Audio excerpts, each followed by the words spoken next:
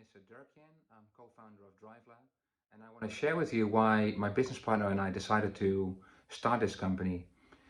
And it basically were two main reasons. So one is there is a massive transformation taking place in the world of how people want to access things, right? People don't want to own things anymore, but want to use it. And especially the younger generation, Generation Y and the millennials.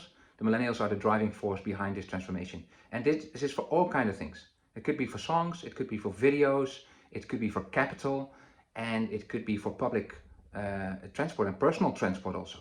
So what we see happening is that for this last part of personal transport, Grab and Uber have made a massive change, right? They have disrupted the taxi industry, and people just want to get a car whenever they need it. But that is for a short trip.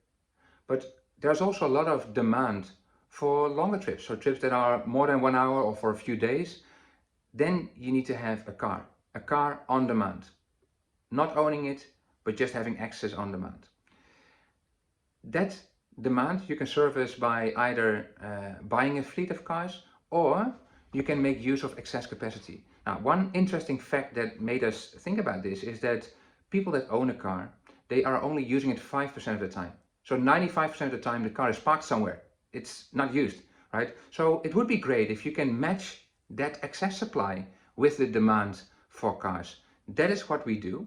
And Driveler has in fact done over 17,000 trips in Singapore alone since June 2019. And we've grown our business to a 2.3 billion US dollar annualized business of revenue. And we're still growing 20% month on month. And that is really the start of the journey. As mentioned, we want to be the largest in Asia, and the market in Asia is big. It's a 15 billion car rental market right now, and it's expected to grow to 40 billion. And that is primarily because of that movement that I mentioned earlier, right? A transformation of ownership to usership, which is driven by the millennials. So are we like Grab? I mentioned they do short trips, we do long trips, but also people that want to drive for Grab, they can also rent from Driveler. If they don't want to have the commitment of a long-term contract, they can rent from us and drive. That's what's happening right now. And in fact, we have signed an agreement with Grab to improve utilization of their fleet.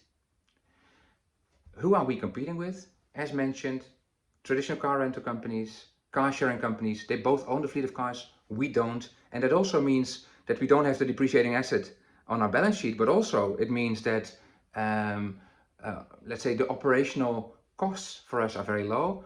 And for the consumer, it means that they can have a car always nearby. They can have all the models that they want, they can choose from, they can get. That's not standardized, and the prices are 30-40% lower. So it is great. What we offer from our end is the technology, and it's technology to access a car keyless, and also those IoT devices that we install in cars, they also track where the car is going. What we've done recently is we launched in Australia. Australia is a very large market, it's a 5 times larger market than Singapore.